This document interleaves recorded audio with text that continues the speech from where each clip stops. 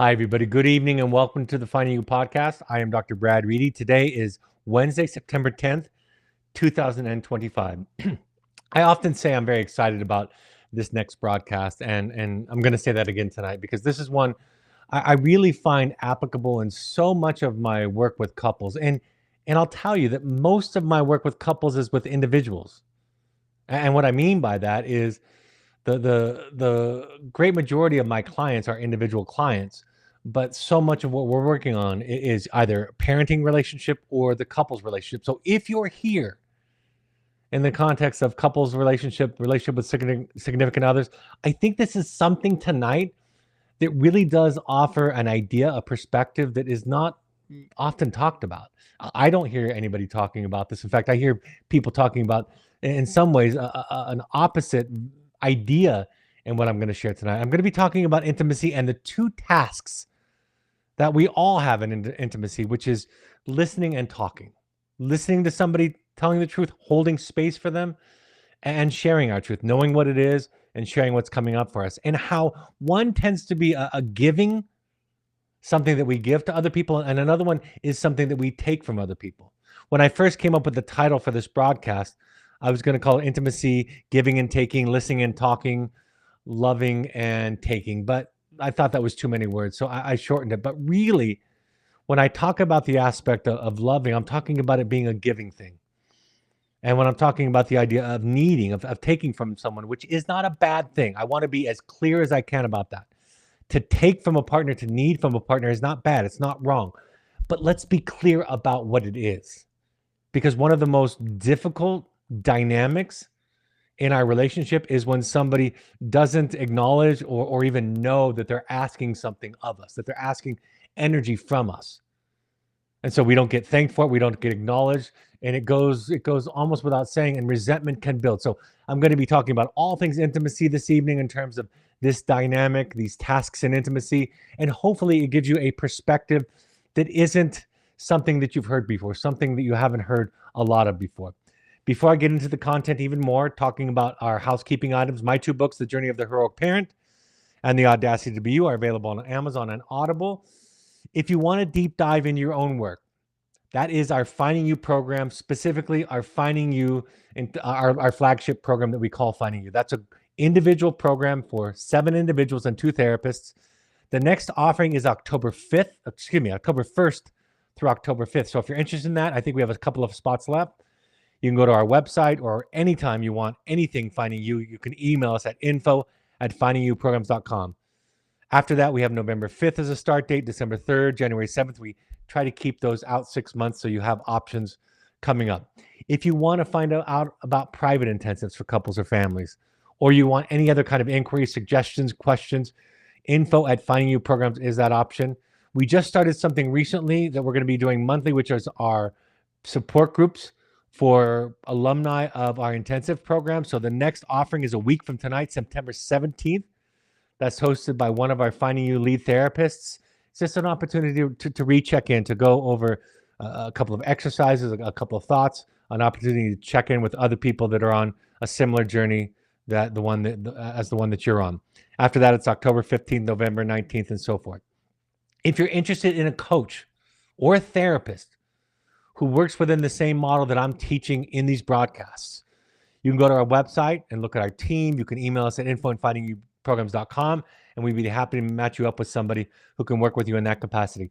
I'm so happy to be in New York this fall, just over a month away from now, October 12th through 17th in the Hudson Valley in Rhinebeck, New York. I'll be hosting a 5-day workshop entitled The Audacity to Be You, Learning to Love Your Horrible Rotten Self. So this will be somewhat of a hybrid between lecture, exercises, and also some psychodrama work to look into your inner self, to look into the parts of you that you might not have awareness of and how they're operating. So the Audacity to Be You workshop, go to the Omega website, a beautiful setting in the Hudson Valley at eomega.org. That's eomega.org. Click on the workshops tab, and then you can find the Audacity to Be You workshop there. A new offering on October 25th. I'm going to be in Palo Alto, California. This is going to be co-hosted by Jet Consulting and also by the Palo Alto School, the Palo Alto Preparatory Academy. This is a 4-hour workshop on compassionate parenting from 11:30 to 3:30 p.m. So if you're interested, you can go to our website or email us and learn more and sign up there. We're really looking forward to that small workshop. If you haven't heard yet, if you're listening live, you know about this because you are one of them. We have launched our Finding You Inner Circle. That will be an offering where you can subscribe and attend these broadcasts live as I present them. You can attend the Q&As live, the Ask Me Anything live. For example, next week I'll be having another Ask Me Anything just for our Inner Circle participants. If you want to email something and are not a member of the Inner Circle, you can always email us at that email that I've been mentioning. But this is an opportunity to support and listen to the podcast. You also get podcasts once or twice a month that are not available to the general public. I'll be doing these micro sessions, these micro podcasts where I'll be talking about one session, or of course, the Ask Me Anything will be just for our Inner Circle members. All right. With that, let's get into the meat of tonight's broadcast. From one of my very favorite books on marriage, The Eden Project by James Hollis. He writes, of the many projections possible, the most common are those onto the institutions of marriage, parenting, and career. Regarding marriage, he says, perhaps no other social contract has so much unconscious baggage imposed upon it. Few at the altar are conscious of the enormity of their expectations. No one would speak aloud the immense hopes. Quote, I am counting on you to make my life meaningful. I'm counting on you to always be there for me. I'm counting on you to read my mind and anticipate all of my needs. I'm counting on you to bind my wounds and fulfill my deficits in life. I'm counting on you to complete me, to make me a whole person, to heal my stricken soul. What Hollis is suggesting is that unconsciously, we often look to our partners. In fact, it is a pattern that is so consistently true that he can speak to it with this kind of certainty, with this kind of breadth. It is something we look to for them to do for us what we need to do for ourselves. And when they don't come through, in fact, when they do come through, we call that falling in love. When they meet all those projections, as is common in the early phases of romantic love, we refer to that as falling in love. Falling, we go crazy in love. I'm crazy for you. I'm head over heels for you. This is the unconscious experience of our projections landing. But inevitably, people get tired of the responsibility of performing a task that is the task of their partner. And they either unconsciously begin to fail at it, they consciously withdraw from the ask or the task, and then resentment builds. And then partners say, I married a narcissist, I married a borderline personality disorder, I married an alcoholic or an addict or somebody without empathy. All of these descriptions that were seemingly invisible to us during the rabid stages of romantic love, of falling in love. When those projections fall away, we end up with this resentment, with this anger on both sides of the equation. That is the moment or the time in our relationship when we are called to a more adult relationship, to take back the responsibility for our own happiness, for our own serenity, for our own well-being. When I begin to talk about this, taking back responsibility for our own happiness, so many people will start to ask and to wonder, well, why get married at all if not for the responsibility to make our partner happy? I know for me, growing up, I thought falling in love and finding a soulmate came hand in hand with the idea that I could make her happy and that she could make me happy. And I entered into 2 marriages like that. My first one, which lasted about 7 years, and the one that I'm still in today, that's about 25, 26 years, on our 26th year. That is an opportunity to come to terms with the fact that I've asked people to do for me what it was my responsibility. I've had to learn painfully, and it's painful on both sides of the equation, that my happiness is my responsibility, and her happiness, in the case of my partner, her happiness is her responsibility. And that is a difficult taking back of the projection, taking responsibility.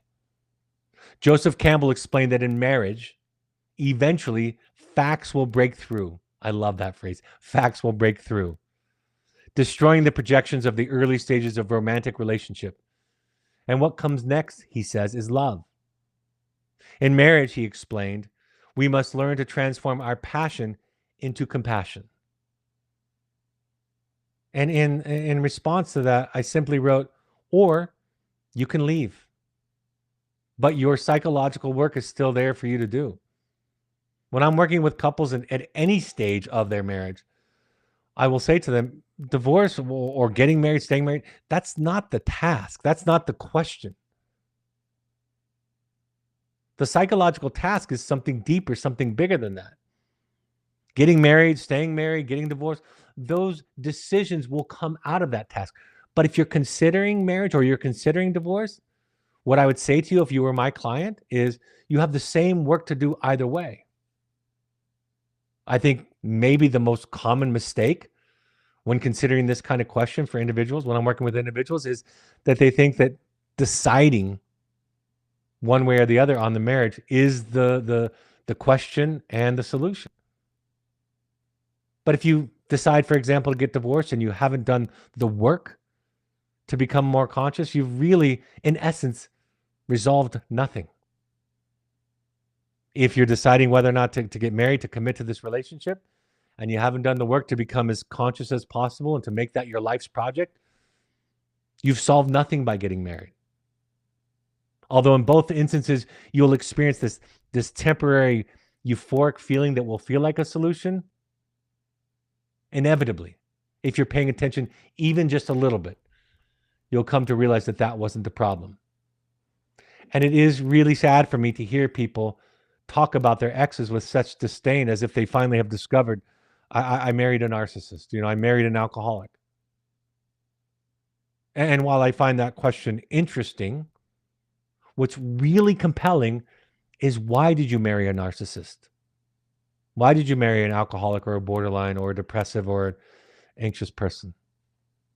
See, answering that question is the key that will unlock your psychological prison. It's the key that will make sure that this doesn't continue.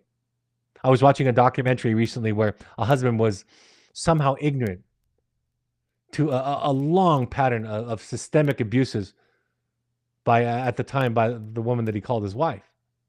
And at the time of the filming of this documentary, he was being interviewed and somebody said, how did you not recognize what was going on at the time? And his answer was, he was befuddled. And he said, I don't know.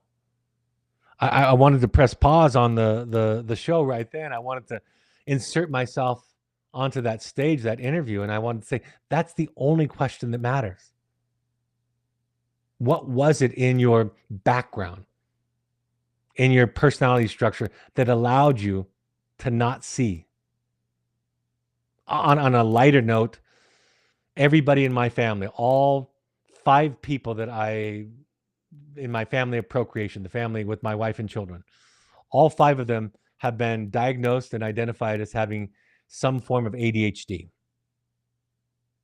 So when people ask me, why didn't I recognize it earlier? My answer was, apparently I have a blind spot in that area. Apparently I can't tell the difference. It continued to be a surprise to me when each one was diagnosed. Some were a little bit more obvious than others. But in another way, I was surprised because that's my blind spot. So there's work for me to do, right? My wife married somebody with narcissistic features. There's work for her to do in that area. I married somebody with extreme anxiety. There's work for me to do in that area. As I said playfully to my wife some time ago, if she were to disappear magically one day, I would find another middle-aged anxious woman to marry, because that's where my work is. That's what I'm drawn to. That's my background. That's the dilemma that I find myself most comfortable in. And so I have to work through that. I have to repair. I have to understand my background. I have to become more conscious. So as the facts break through, as they inevitably will, that's where the real work starts to build what people refer to as a soulmate. In that same book where I was quoting James Hollis, he wrote, if there's a single idea which permeates this essay, the Eden Project, It is that the quality of all our relationships is a direct function of our relationship to ourselves.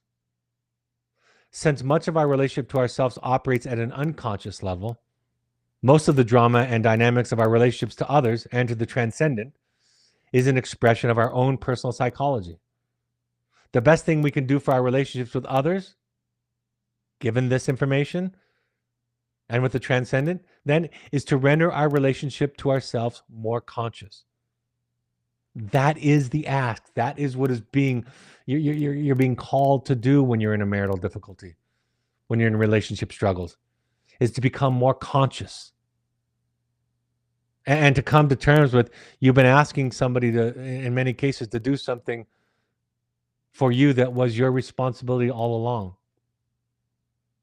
And if you're lucky, you find a partner who's willing to do the same work. And that experience of two partners doing the arduous work of becoming more conscious, that is a sublime experience.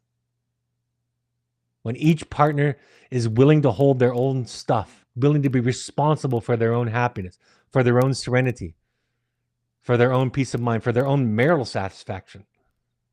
You find two partners that are willing in those areas, and you have something incredibly beautiful. The best thing that we can do for others, for the transcendence in our relationships, is to render our relationship to ourselves more conscious.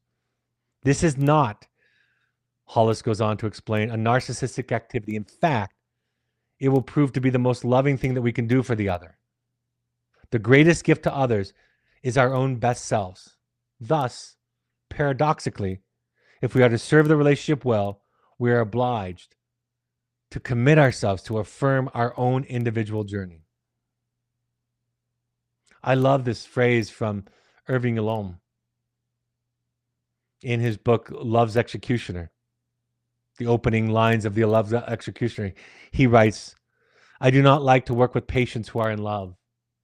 Perhaps it is because of envy. I too," he writes, "crave enchantment. Perhaps it is because love and psychotherapy are fundamentally incompatible." Listen to that. Perhaps, he writes, it is because love and psychotherapy are fundamentally incompatible. The good therapist fights darkness and seeks illumination, while romantic love is sustained by mystery and crumbles upon inspection. I hate to be love's executioner. And I wrote in response, when the stage of romantic love passes, the test begins to take back the projections and expectations one has put on their partner. The question that remains, can I assume responsibility for my own meaning and happiness? If both partners can answer yes, then the marriage relationship begins again and makes way for enlargement. So this is the task. This is what you're called to. It doesn't mean in psychotherapy that I don't listen to people vent about their spouse. You need a safe place to vent. And sometimes the spouse is not that person, right? Nobody wants to be the receptacle of venting all the time, especially when it's about us. So therapy can serve that way. It's a safe and appropriate place to vent, to unload your frustrations, your disappointments, your hurt. But after that, that energy is metabolized through the process of psychotherapy. The task remains. The question remains, what is my task? What is my responsibility? How did I get myself into this? And what is my work? Irrespective of the decision that I make with regard to the marriage. I do believe that individual work is the basis, the foundation of couples work. I believe in couples work, but I believe it has to be built on some kind of increase in consciousness from the stages of that early stage of rabid romantic love. In the Audacity View, I quote a specific individual who was struggling in their marriage and was constantly listening to the complaints of their partner. And he said, whether or not a person is happy is utterly out of your control. He said, like many people, we came into this false romantic concept that somehow when we got married, that we would become one. And what we realized is that we were two completely separate people on two completely separate individual journeys. And that we were choosing to walk our own separate journeys together. But her happiness, he writes, was her responsibility. And my happiness was my responsibility. We decided that we were going to find our own individual, internal, private, separate joy, and we were going to present ourselves to the relationship and to each other happy. I think that idea right there is one of the most under-celebrated ideas in relationship psychology. In essence, what he is suggesting is that it's our responsibility to go find fundamental happiness, serenity. In Al-Anon, they teach participants, my serenity is my responsibility. They teach them what other people think about me is none of my business. Focus on my side of the street, on and on and on. These are not mantras that promote individuality. These are mantras that foster individuation, which is the precursor to intimacy. The great analyst Erich Fromm mentioned, one can only experience intimacy to the extent one is willing to be alone. And what he meant by that is if you're constantly fighting against the fear of rejection, the fear of being abandoned, you will reject yourself. If you're constantly fighting against conflict, you're conflict avoidant. You don't want to deal with arguing or with uncomfortable feelings. You will inevitably abuse one of you. So we have to be willing to be alone. That's why when I write about marriage and divorce and intimacy, I say divorce has to be on the table.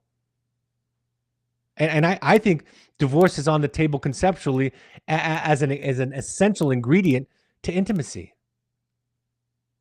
Because if divorce, if the ending of the relationship isn't a consideration or a possibility, then you're not choosing to stay together.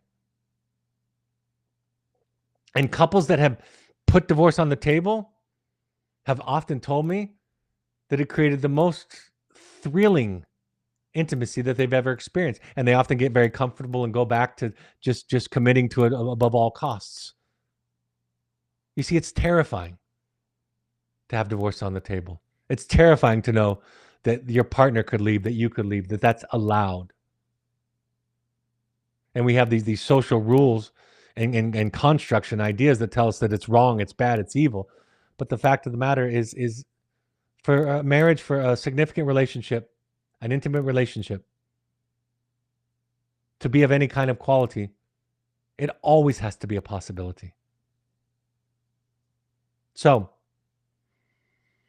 when I was deciding with my wife that I was going to choose to stay married after a serious consideration of a divorce, I came back with the one idea.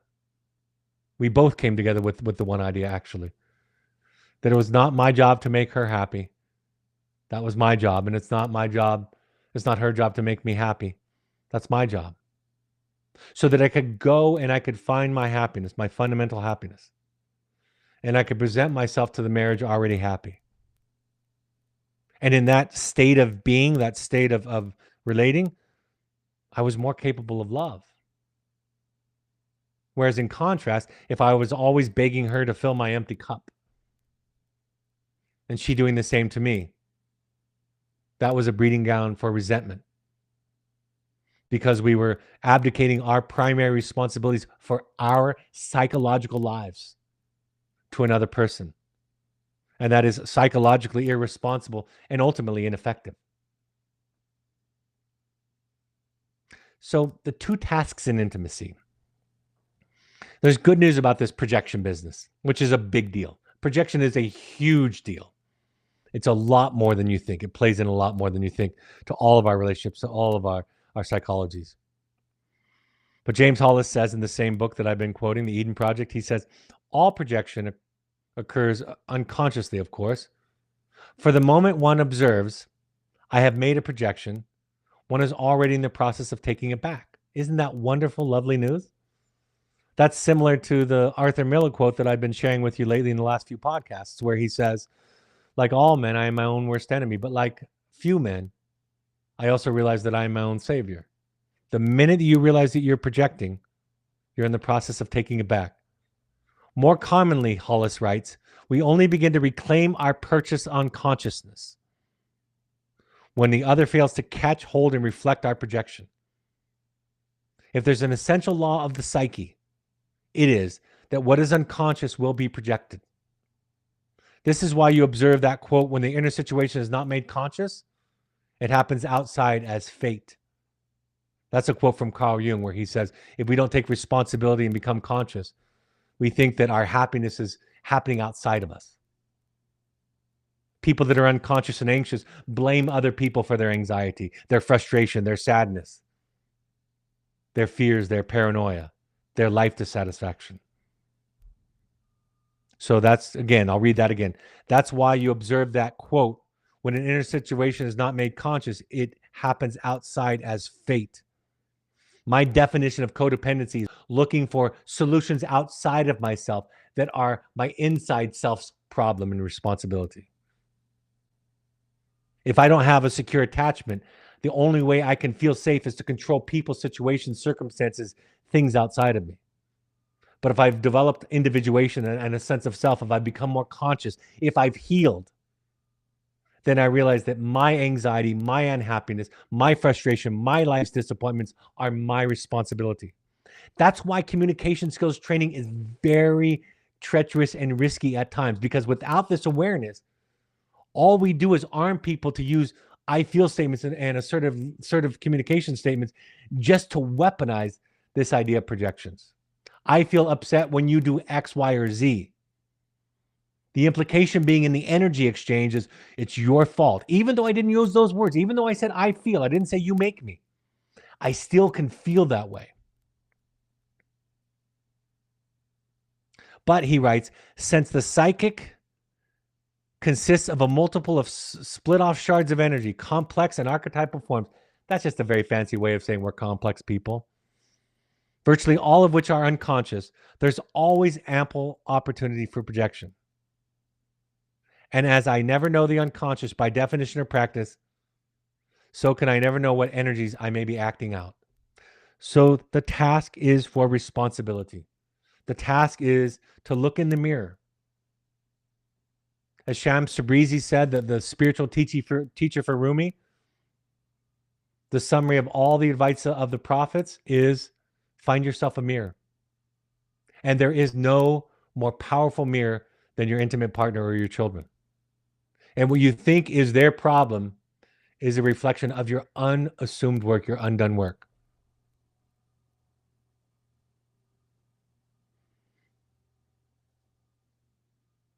So here are the two tasks in intimacy. The first one, this is what I like to say. The first one gets all the press. Nobody's going to be surprised at this first task. Everybody talks about it. Self-help writers talk about it. Brene Brown has made a career based on this first task. The first task is to know, to take responsibility and own, and to share your truth with your partner. And because so many of us weren't heard or seen as children, to some extent that applies virtually to everybody, right? If we're on a continuum, we really resonate with that. We weren't heard, we were gaslit, we were dismissed. Our parents couldn't listen to our frustrations, to our complaints, to our sadness. We were making a mountain out of a molehill. We were overreacting, we were being too sensitive. We were anxious, depressed. They had all ways of making our feelings and our thoughts and our truths pathological. The real thing is they couldn't listen. So instead of admitting to and owning up to that, they made us the problem. That's really the task. So when we hear that the first task in intimacy is knowing the truth about ourselves and sharing it, all of us are on board for the most part. We learn skills about how to say it. We learn, in my work, in my career, we use the I feel statement or assertive communication, which is principally, in my mind, my thinking, the principal elements of the I feel statement, I statements, are to emphasize ownership. I feel this way. It may be something related to something you've done or are doing, but it's my feeling. I'm responsible for it. I own it. And if you want to be in an intimate relationship with me, I'll make you aware of it. We will connect on that. You'll hear it. But because of your own narcissistic wounding, you don't want to be responsible for that. So either the blame for the feeling gets communicated unconsciously by the sender, or or maybe even and the receiver hears it as blame, even if it's not intended that way. And that's where the fight begins. And we think to ourselves, but I'm following the recommended guidelines for communicating with my partner, and it's still going awry. And that is because the underlying psychology is not being addressed. It's my responsibility. My feelings are mine. If you go to touch me on the arm, and because I had been hurt by my parents growing up physically, let's just say, for the sake of illustration, I had been, and you go to touch me, and I flinch in fear because I'm nervous, I have trauma from being touched and hurt, I will share with you. I feel scared. I feel nervous when I'm touched. I would like you to ask. And if you care about me, you'll adjust. But let me be clear, the feeling is mine. You didn't do it to me. It was done to me a long time ago. And now I'm seeing the world through that filter. But it's my responsibility, you see? And it's worth exploring. It is true that what happened to you, what happened to me, is not our fault. But now it's our responsibility to deal with it. So we learn I feel statements to really practice ownership. And in my 8 tools, when I teach the 8 tools for communication, that really covers a good amount of them. We talk about I statements. We talk about why are we sharing the feelings.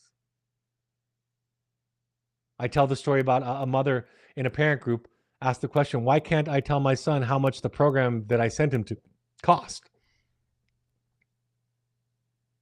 And another parent, before I could even respond, said, why would you say that? And upon reflection, the mother said, never mind, I know the answer. And I said, would you mind sharing it with the group? And she said, I want him to feel responsible. I want him to feel some obligation, some guilt, some added fuel to change. I essentially, she confessed to the fact that I want to guilt him. I want to motivate him in that way. And so she had decided that it wasn't appropriate for her to share. So why are you sharing your feelings? I don't care what you're saying. I don't care if you're using perfect I feel statement, nonviolent communication language. What's your intent? And if the intent is to get the other person to change, I would take a step back and reconsider. I would ask you to consider the fact that you have weaponized the fundamental energy that is the problem in intimacy. And you've cloaked it in appropriate language, acceptable language, but you're still communicating the same fundamental idea, which is you're responsible for making me feel this way. I'm sharing my anxiety, my frustration, my disappointment because it's your fault. I would say to parents and children when I was working with them, telling your child or your parent how you feel once, great. Repeating it a second time, forgivable. Repeating it a third time, I'm going to pause you and ask, what's your intent? Sometimes I'll ask my wife or she'll ask me when one of us is being repetitive. I think I heard you. I can even reflect it back if you would like me to demonstrate that I've heard you accurately, but what do you want? And if we're honest with ourselves, we want the other person to change. And we can make that request, but let's make it explicitly. Let's ask for it, not imply that it is their responsibility for my unhappiness, my anxiety, my fears, my sadness, my grief, my hurt, my anger. So speaking your truth is something that's talked about. It's something that is celebrated. It's something, the banner of telling people how you feel and being vulnerable in that way is well covered in the self-help literature, in the marriage and the marital therapy literature. But more importantly, what's the goal or objective in the sharing? Why share it at all? And I'm asking these questions rhetorically. Why share it? What's the goal? What do you do after you've been heard? And of course, people ask the question, I don't want to be a doormat and just give in, but I also don't want to be too rigid.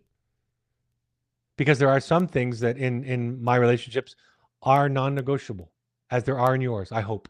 I sure hope so. And there are some things, a whole host of things that are very negotiable. And that's something that you work out together. That's a lifelong task that you work out, almost on a daily basis. So the first task we've covered, speaking your truth, knowing what you feel, sharing your feelings, understanding where it's coming from, what the intent. But the second task is the one that gets so little press, so little coverage.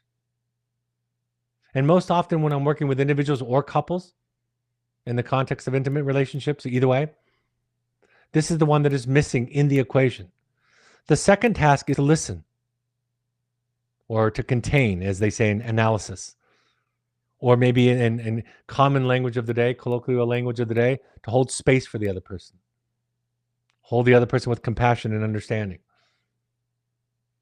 That task number 2, I want to argue today, is the more subtle task that requires more healing even than the first task. Both are important. Both are essential for intimacy. But holding space, see, the reason why holding space doesn't sell as well as the first one is because it hurts to hold space if you haven't healed. Because it reminds you of having been muzzled and ignored and shut down previously in your life. From childhood, and maybe even the water under the proverbial bridge of the relationship that you're in at the time. So if you are going to participate in intimacy, telling the truth is important. But learning to listen and having the psychological architecture, the capacity to I'm using these words very intentionally, to psychologically have the capacity to temporarily set aside your need to be seen and understood so that you can hold space for what the other person's experience of. And believe you me, it's going to be different. I once had a client who, in an exchange of emails with a close friend, showed me their response to a question. They wrote to a friend and said, I know you're angry with me. I don't know what I did. I don't know what it was. I'm willing to listen to anything you have to say. And the friend decided to take the risk and write back. And my client prepared a rebuttal and shared it with me in session and asked me what I thought. And I said, well, your rebuttal is not containing, if that's what you're looking for. You don't have to contain. I'm not telling you what you have to do. But if you're asking me, are you containing? Are you listening? The answer is no. And then they said something fascinating to me. They said, well, if they would have been reasonable and not ridiculous and not irrational, I would have listened. I would have contained them. To which I simply said, if they were reasonable and rational, it wouldn't be containing. Containing somebody's rational, reasonable stuff isn't a task. That's just listening to somebody talk. So if you're struggling in intimacy, if you have a complaint that your partner doesn't share, if you are the one in the relationship that is a good talker, I often see couples in my intensives, and usually one of them is better at one of these tasks and one is better at the other. And that's in essence why they got married, in my opinion, because they were a good fit. Their strengths and weaknesses kind of lined up. So if you're the one that can share and can express and feels comfortable around emotional content, but your partner shut down, what I would encourage you to look at is how you might not be a safe person to talk to. I cannot tell you the numbers of times when I've worked with a couple where one partner has complained. Usually the partner that brought the couple into therapy is the one complaining about this, saying, my partner won't share, they won't open up, they won't tell me how they feel. Our emotional relationship is a desert. So I take the task, of course, seriously, and we do the work. And sometimes shortly into the work, that non-communicative partner starts to share. And of course, the one that is more psychologically and emotionally adept with language will interrupt and try to say, that's not how it is. That's not what happened. You're leaving this part out. That's not the whole story. And I'll pause them and say, remember, you ask them how they feel, and now you're telling them that what they feel is wrong. Can you now see why it might not feel safe for them to share? This is what they expect it to go like. And inevitably, that plays itself out over and over again. See, to be a good container, to be a good listener, you've got to be okay. You don't have to be okay to be a good speaker. You can be dysregulated. You can have all kinds of feelings, anger, sadness, frustration, fear, everything, and you can say it. You're not supposed to be contained. You are the one being contained. You're in essence asking to be contained. So there's no task there. I mean, sure, we ask you to not use name calling and imperatives and shoulds and shouldn'ts and provocative language. Yes, all of that. But you have some leeway because you're just sharing feelings. But on the receiving end, the listener, the container, that requires great capacity. That is much more tied to your healing, much more tied to your attachment healing, much more tied to your sense of self in many ways than the first. So what I say in my book, talking, the sender tends to be taking. Talking tends to be a taking thing. If you have a lot of feelings to share with your partner, wonderful, important, absolutely crucial to intimacy. But remember, you are taking from them. You are asking energy from them. Conversely, listening tends to be a giving thing. So at the end of a difficult exchange, the listener often feels a little bit distant, not so warm. I cannot tell you the numbers of time when my wife and I play this out on either side of the equation. I'll share a bunch of difficult things about what's going on in our family, about her, about us. And by the end of it, I just feel so great. I feel so close. I want to snuggle. I want to be intimate. This, to me, was a catalyst toward the greatest intimacy in the world. And she's like, I need space. I listened, but I need some time to kind of lick my wounds. That was hard, right? And I've sat on the other side of that equation. When I'm the listener, at the end of her sharing a whole bunch of hard stuff, I'm not completely at ease. I'm a little bit guarded. I'm marshaling all of my psychological resources just to be present. So talking tends to be taking, listening tends to be giving. And I do not think that is commonly understood. I think people think taking is a giving thing. And while it is generous to share your feelings with somebody, it is a gift. If those feelings are uncomfortable, have conflict in them, have feelings of hurt and frustration and sadness and disappointment and anger, you're asking for something pretty large. Another thing that I talk about is loving is a giving thing. I mentioned that early on. Loving is a giving thing. And to need is a taking thing. Neither one of them is wrong or right. There's no bad thing here. No wrong thing here. But understanding that if you have the ability to listen, you are loving. When I do my intensives and I tell the group members, because there are 7 group members, and I say, look, part of what you're going to be doing, a good part of what you're going to be doing here is listening to other people, becoming a sacred witness to other people's stories. And that's not a small gift. I explain it's one of the most underappreciated gifts in this world. You know, in the Twitter universe, it's all people sharing all of their trauma. Right? It's their anger, their frustration, their fear, the news cycle constantly. They're looking to be heard. They're looking to be held. I often argue that social media is a horrible place to ask for support. Sometimes it happens.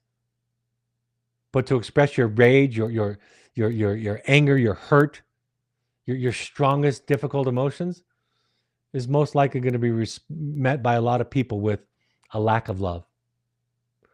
To love is to be able to give. To need is to take, and we both need to do both.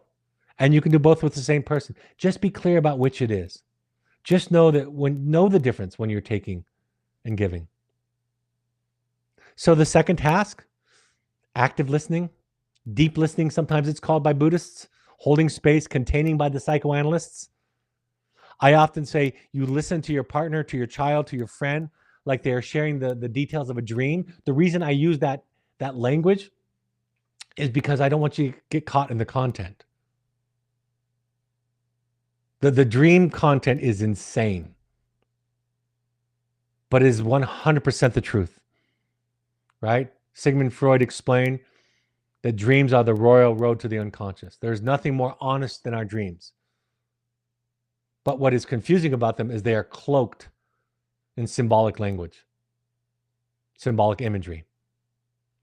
So listen to your partner like they're sharing a dream. Listen to them like that they're talking about some other idiot spouse.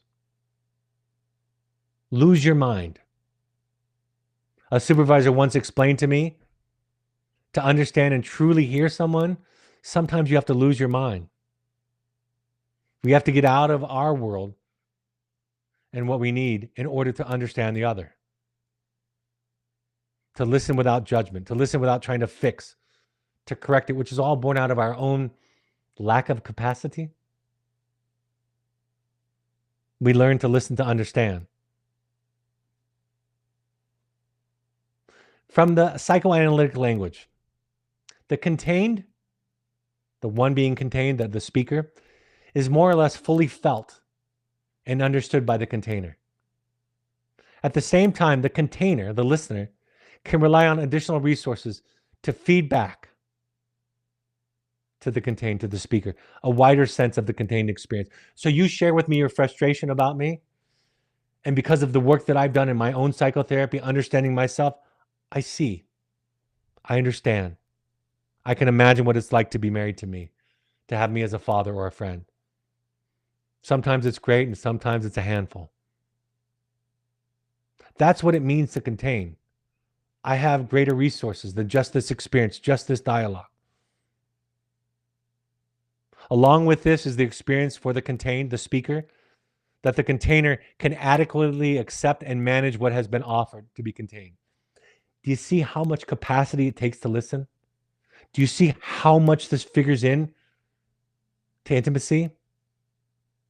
To listen deeply, to listen effectively, to listen with capacity, we have to take ownership of our own feelings. We have to take back our projections onto the other person. We have to take responsibility for ourselves. We have to ultimately face responsibility and vulnerability. See, I don't want my inability to listen to you to be my fault. I don't, frankly. I want it to be your fault again. You see the projection coming up again? It's because of how you said it, because you didn't use the I feel statement, because you've raised your voice, because you said some fact in your explanation that was untrue, that I can prove to you is not true. So when I lack capacity, I make you the problem again. I gaslight you again. And that gaslighting comes from my own narcissistic injury, my own narcissism, that I can't be wrong or bad. And I haven't settled the matter for myself yet. Right? If I'd settled the matter for myself, you can think anything about me you want. If I know myself, what you think about me is not about me. So I have to take a time out. I have to get to know myself. My therapist would say to me and my wife earlier in our therapy 20 years ago, she would say about Michelle or about me, she would say, if Michelle called you a helicopter, what would you do? And I would say, well, I would think she was crazy. My therapist would smile and nod. Why? She would ask. And I would say, well, because I'm obviously not a helicopter. And she said, okay. As I would tell young people, if somebody says something about you that's not true, you don't need to be defensive. And if somebody says something about you that is true, you don't need to be defensive. You see? Now, I know we all lack capacity. We all wax and wane in our capacity. I'm not saying that you need to be perfect in your ability to contain people. What I'm saying is we own it. But instead, what most people do is they criticize the sender. They tell them that they did it wrong. They dispute the facts. A great philosopher once wrote, if anyone tells you that a certain person speaks ill of you, don't make excuses about what is said, but answer to them, he was ignorant of my other faults, else he would have not mentioned those alone. Once you know yourself, you can be there for the other person. But when you don't know yourself and you're constantly empty and you're constantly craving to have your own childhood healed and the person of your partner, you will not be able to be intimate. You will not be able to listen. And because your partner will absolutely stumble in this process also, it'll be easy to hang your unhappiness on them. But our inability to listen, to hold space, to be patient, to contain is our responsibility. It is one of our two fundamental tasks in intimacy. And this is what I wrote for tonight's broadcast. The ability to listen is largely reliant on the extent to which one has healed. This is because in order to listen deeply, we must be able to temporarily put aside our need to be heard and understood ourselves. If one is not healed sufficiently, or if one is in a dysregulated state, which could happen to anybody any day, listening is unbearable. It will feel like self-betrayal. And most importantly, it will approximate. It will feel like, it will remind you of unconsciously, if not consciously, the wounds from your past, where our voice wasn't heard, where we weren't seen. Thus, deep listening can be a measure of our healing more than anything else. Our ability to listen is a stronger indication of our healing than perhaps our telling the truth about ourselves. So when I say holding space or containing, what I'm really referring to is holding yourself together so that you can be there for the other person and what they need. Jamie Gill wrote, empathic seeing or listening or containing is more common in people who have had a secure attachment history than those who have not. This is obvious, as empathic seeing is a crucial element in feeling one belongs. I wrote this chart some time ago where I talked about our ability to listen on a scale from 1 to 5. That our ability to listen is not based on what the other person is saying it or how they're saying it or how loud their voice is or whether or not they use the I feel statements. We want to make it about that. But frankly, on my good days, you could say it anyway and I would hear you. And on my bad days or in my bad moments, you could say it perfectly and I won't hear you. So I came up with these 5 levels of listening by capacity. Each level increasing by capacity. Number 1 is just staying quiet. Just be quiet. That's the most basic ability. Number 2 is what they call in communication theory minimal encouragers. Saying things like got it, yes, nodding, that kind of thing. Just pacing with them. Number 3, more capacity, reflective listening, where you're beginning to participate, say, I hear you saying this. This is what this meant to you. Here's what you're telling me you felt. Number 4 is you offer empathy. That's even more capacity. And ultimately, number 5 is accountability. I'm sorry, I did do that. You're right. When I presented this 1 through 5, somebody wisely pointed out to me, a client, and said, but what if you're at no capacity? And then I thought, of course. You see how I still was missing it? I missed it. So I added the 0. Sometimes I'm at no capacity. No capacity is I can't hear that right now. I need a timeout. I need some time. But guess what? Nobody wants to admit no capacity. That's too shameful. So we say, I'm going to show up and listen anyway. A good husband, a good wife, a good partner would show up. So I'm going to show up that way. And when we show up to a situation to be good, but really lacking the capacity, we will abuse the other person or ourselves. So the tasks beneath the skills are ownership. And that is a huge mountain to climb. That my life, my happiness is my responsibility. Taking back my projections. When I used to teach people that were involved in domestic violence about, for example, taking a time out, which is essential in relationships, for every relationship I've ever encountered. Nobody wants to take time out because they don't want to be vulnerable. I don't want to admit that I need anything. I don't want to admit that it's me who lacks anything. We have to have access to greater resources. And what that means in psychoanalysis is I have to have a bigger experience.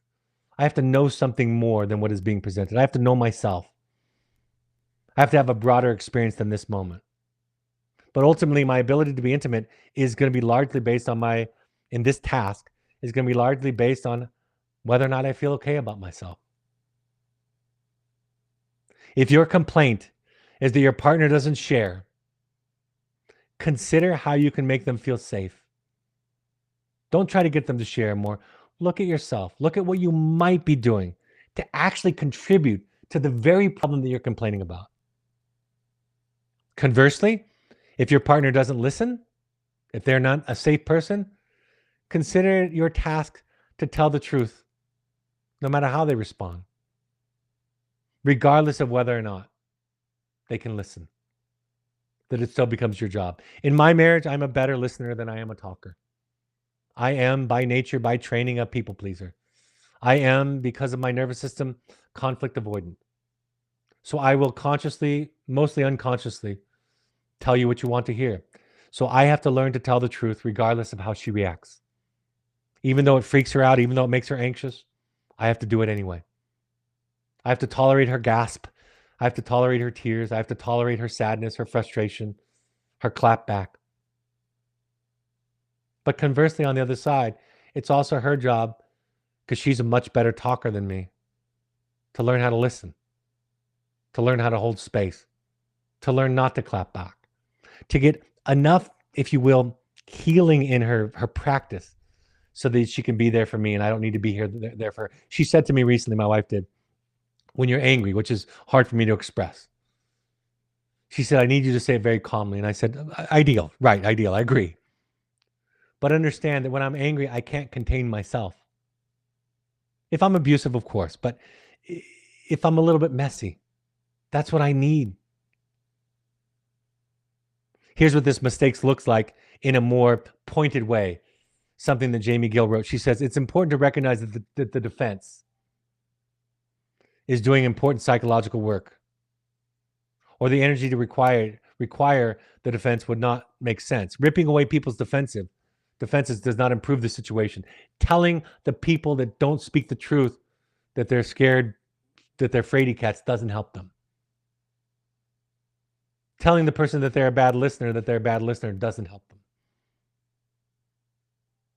Taking away the defense before the person is able to deal with, to tolerate what the defense masks, leaves the person worse off than before. At least before, with the defense, the person could function. Now he or she is incapable. And here's the key. I love this phrase. Think about it all the time, as a therapist and as a layperson. Both cruel people and inadequate therapists are famous for a desire to rip away, to destroy defenses without considering the consequences. I'm going to read that again. Both cruel people and inadequate therapists are famous for a desire to destroy defenses without considering the consequences. It doesn't take a lot of talent or insight to confront your partner on their weaknesses. What takes a lot of capacity is to work on your weakness.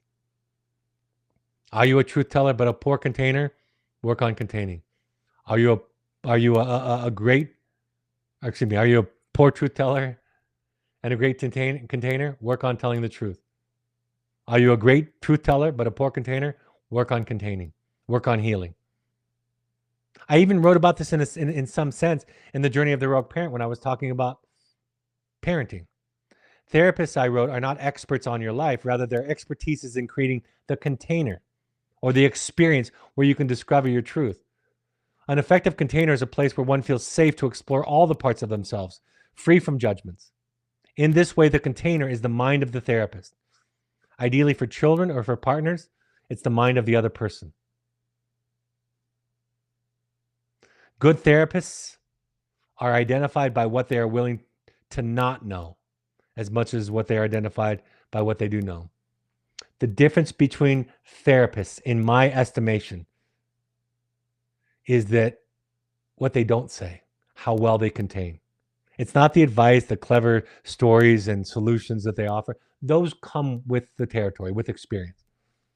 But the great fundamental difference between an adequate therapist and a layperson is an adequate therapist prides themselves on what they don't say, on their ability to contain. Not to fix, not to give suggestions, solutions, but to listen, to hold space. The greatest marriages you see are those in which each partner is willing to take responsibility for carrying their own shadow, their own stuff, their own conscious material. Joseph Campbell said, I think one of the problems in marriage is that people don't realize what it is. They think it's a long love affair, and it isn't. Marriage has nothing to do with being happy. It has to do with being transformed. And when the transformation is realized, it is a magnificent experience. But you have to submit. You have to yield. You can't just give. You have to give. You can't just dictate. And Hollis went on to comment, transformation is about enlargement, and enlargement comes from suffering. You have to heal. And where you haven't healed will show up in your inability to hold space for the other in many cases. Or, I suppose, if you have constantly been a people pleaser, you will err on that side too much, and that has been my error. When we do our own work, we stop talking about the faults of our partners. When we do our own work, we change the frame from turning the other into something bad, something diagnosable, and instead we see them simply as another human being. So we have to understand our own madness, our own craziness, our own dilemma. We have to make the shift from being good to being a person, to own that I can't always be the listener I want to be. And sometimes I need to take space and own my lack of capacity. If I don't own my lack of capacity, I will make you the bad person. That's what my mother and father did to me. That's what most parents do to their children who are unconscious. That's what we do to our partners. We do practice skills. We do teach skills. But really what's important is to find out what stands in the way of us using the skills. And we have to grow up. We have to grow up and take responsibility for what is ours and stop asking the other to do what is under our charge. We have to know what our own project is. And to fall in love with your partner's dilemma over and over again, as I suggest, means to listen, to understand. Talking tends to be taking, and listening tends to be giving. It's not always true. But in the process of intimacy, I think it can be very helpful to think of those in those terms. And remember that you can only be as intimate. Your ability for intimacy is only as deep as your ability to be alone. I hope that added some insight into all of your journeys. My two books, The Journey of the Heroic Parent and The Audacity to Be You, from which I quoted liberally tonight, are on Audible and Amazon. If you want to do a deep dive in your own work, October 1st is the next offering, Finding You. Go to our website or email us at info@findingyouprograms.com. If you want to be a member of our support group, if you are an alumni, go to our website. If you would like a coach or therapist who works in this model that I teach, go to our website or email us at info@findingyouprograms.com. If you'd like to attend the 5-day workshop in the Hudson Valley this fall, October 12th to 17th with myself and my daughter, Emma Reedy June, about $500 is all for that 5-day workshop.